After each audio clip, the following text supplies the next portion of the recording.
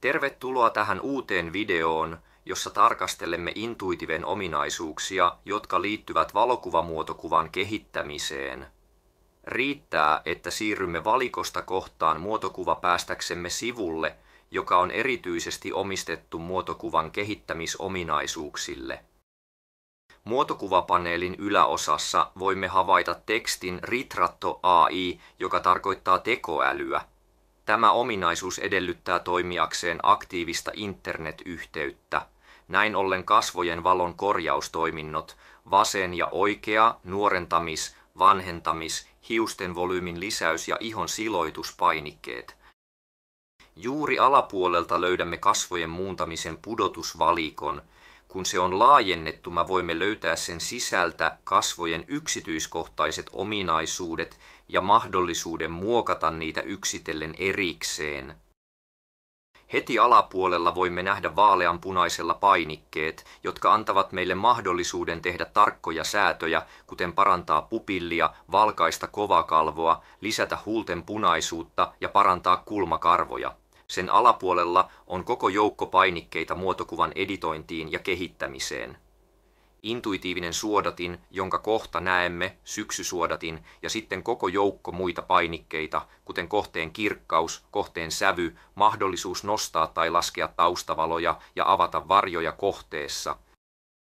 Tarkastellaanpa nyt muutamia esimerkkitapauksia ymmärtääksemme, miten voimme hyödyntää näitä kehitystoimintoja parhaimmalla mahdollisella tavalla tietyissä valokuvissa. Tämänhetkisen näytöllä olevan valokuvan tapauksessa, joka on otettu ulkona luonnonvalossa, tässä tilanteessa auringon valo on kohteen takana, voimme heti soveltaa intuitiivista suodatinta, koska intuitiivinen suodatin toimii erinomaisesti tällaisissa valaistusolosuhteissa. Mitä se tekee, on avata hieman varjoja, palauttaa valot ja pyrkiä tekemään valokuvasta mahdollisimman luettava ainakin lähtökohtana. Siirrytäänpä painamaan intuitiivisen suodattimen painiketta ja voimme havaita, että se palauttaa taustavalot erittäin tehokkaasti ja avaa hieman myös varjoja kohteen yläpuolella, joten se valmistaa valokuvan kehitettäväksi mahdollisimman optimaalisella tavalla. Tämän jälkeen voimme edelleen vähentää taustavalot painamalla asianmukaista painiketta, jotta näemme tuloksen ja mahdollisesti avata myös hieman enemmän varjoja kohteen yläpuolella oikealla sijaitsevalla painikkeella. Tarkastellaan, millä tavoin tämä vaikuttaa valokuvaamme, ja voisin todeta, että se on tähän mennessä tehnyt erittäin hyvää työtä. Haluan muistuttaa, että tässä olevat painikkeet kohdistuvat ainoastaan kohteeseen eli varsinaiseen muotokuvaan, kun taas jos haluatte vaikuttaa koko valokuvaan, teidän on siirryttävä työkalusivulle, josta löydätte automaattiset säädöt koko valokuvalle. Palataanpa nyt takaisin muotokuvasivulle ja kokeillaan soveltaa joitakin muita sivun toimintoja. Tällä kertaa aion lisätä myös kohteen kirkkautta, joten painetaan tätä painiketta ja tarkastellaan, kuinka valot avautuvat nimenomaan kohteeseen ja kuinka se erottuu mahdollisimman optimaalisella tavalla taustasta. Tässä vaiheessa voimme myös painaa yhdistä tasot, jotka on luotu tähän mennessä. Lopuksi, koska olemme tässä valokuvassa luonnollisessa ympäristössä, voimme kokeilla syksyn suodatinta antaaksemme muotokuvalle erityisen hienostuneen ja elegantin säväyksen. Kun painamme oikeaa painiketta, saamme nopeasti syksyn suodattimen, jossa on kauden klassiset ja tunnusomaiset värisävyt. Jos haluaisimme esimerkiksi lisätä tarkkuutta hyödyntämällä sopivia plus- ja miinuspensseleitä, riittää, että painamme intuitiivinen painiketta, joka luo selkeyden tason. Tässä tapauksessa on erityisen tärkeää muistaa, että luotu maski on musta, joten pensselimme, jolla maalaamme esiin nostettavat yksityiskohdat, tulee olla valkoinen. Jos olette vaihtaneet näitä värejä tai käyttäneet toista väriä, muistakaa asettaa valkoinen etualalle. Sen jälkeen riittää, että maalaatte kaikki ne alueet, jotka haluatte korostaa. Voimme sitten, kun operaatio on valmis, yhdistää kaikki tasomme. Kokeillaan nyt tehdä jokin toinen esimerkki. Ja siirrytään siis lähikuvaan, jotta me voimme tarkastella pupillien, huulten ja kulmakarvojen parannustoimintoja yksityiskohtaisemmin. Edetäkseni oikein vaaleanpunaisten painikkeiden osalta minun täytyy ensin painaa valitse-painiketta.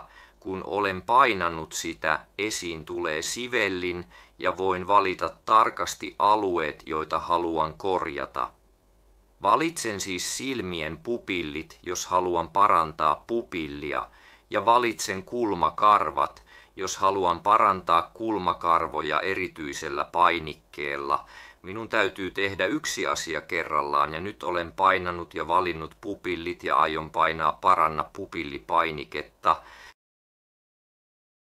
Suoritetaan sama prosessi kulmakarvoille. Ensin painetaan valitse-painiketta, valitaan kulmakarvat valokuvasta, painetaan sopivaa painiketta ja korostetaan niitä. Voimme yhdistää tasot ja tehdä saman toimenpiteen silmän valkuaiselle valkaistaksemme sen, joten ensin valitse-painike, säädetään siveltimen koko, valitaan kiinnostava alue ja painetaan sitten valkaise valkuainen painiketta. Voimme nähdä, kuinka se on valkaissut kiinnostavan osan silmästä. Jos haluamme poistaa huulten punoitusta, riittää, että valitsemme huulet ja painamme sopivaa painiketta. Jos haluaisimme muuttaa jotakin kasvojen yksityiskohtaa, riittää, että avaamme kasvojen muokkausvalikon ja esimerkiksi suljemme huulet. Voimme siis painaa suun korkeuspainiketta miinusmerkillä pienentääksemme huulten välistä tilaa. Kun olemme saavuttaneet haluamamme etäisyyden, voimme sulkea valikon tai ehkä muokata jotain muuta, esimerkiksi lisätä pienen hymyn pluspainikkeella. Voimme sitten sulkea valikon. Viimeistelläkseni tämän muotokuvan siirtyisin työkalusivulle ja muuttaisin sen mustavalkoiseksi. Minulla on kaksi vaihtoehtoa, kanoninen ja ammattilainen. Valitsemme kanonisen vaihtoehdon tehdäksesi ensimmäisen muunnoksen, jonka jälkeen voisin lisätä kontrastia. Näette, että kontrastin säätötaso avautuu. Huomatkaa, kun näette mustan maskin, tarkistakaa, että sivellin on asetettu valkoiseksi. Sen jälkeen voimme säätää siveltimen kokoa.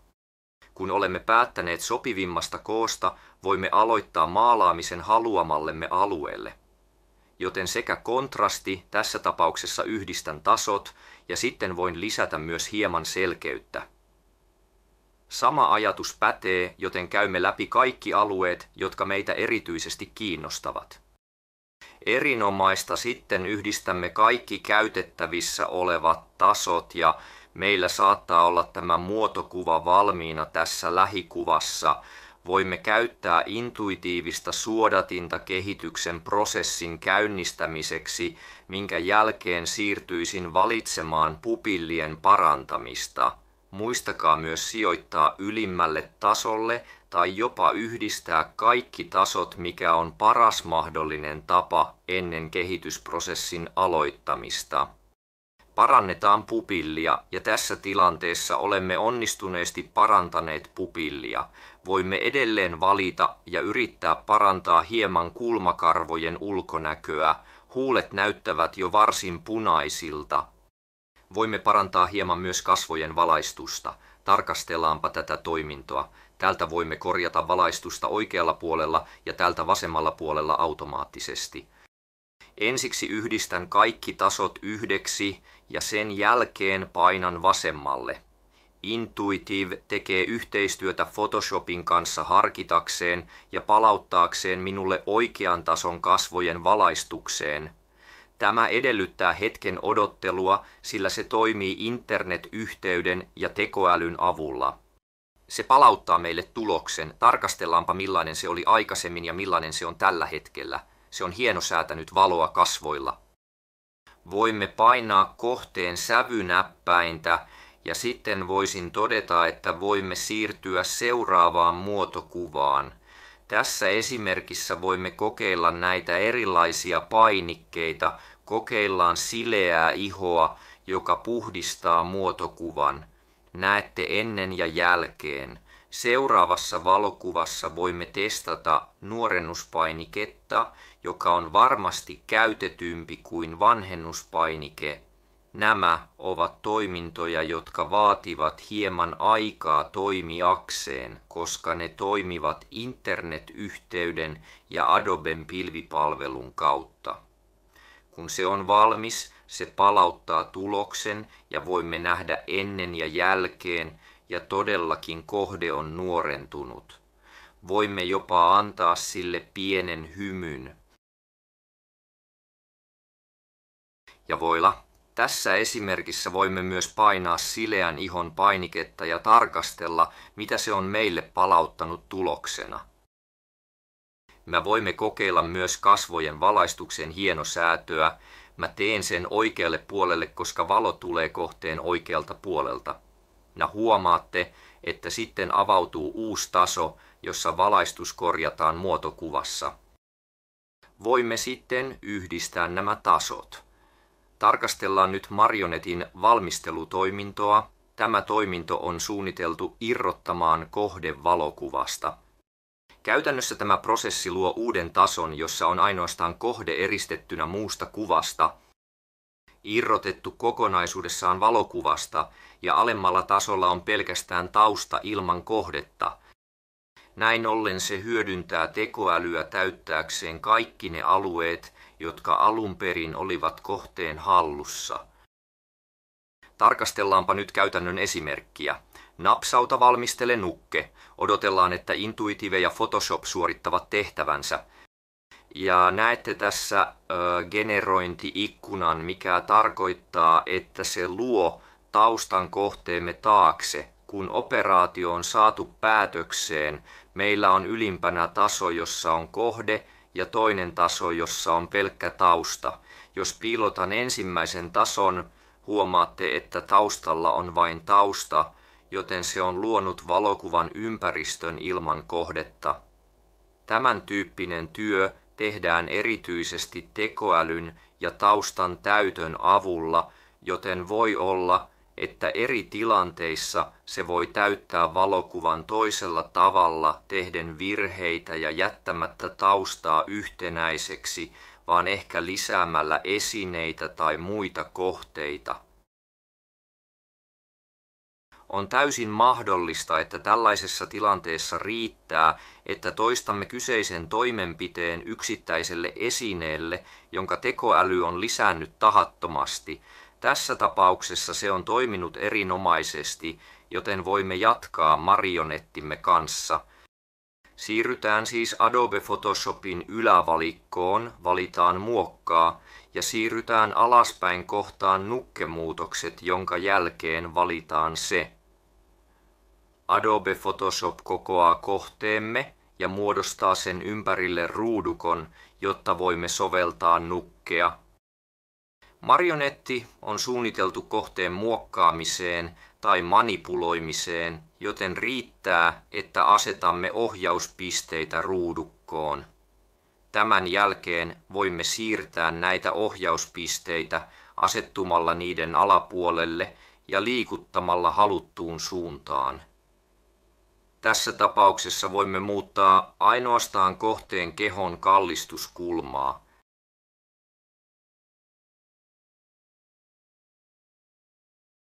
Kun olemme muokanneet kohteen sijaintia haluamallamme tavalla, riittää, että painamme V-kirjainta ylhäällä olevassa valikossa.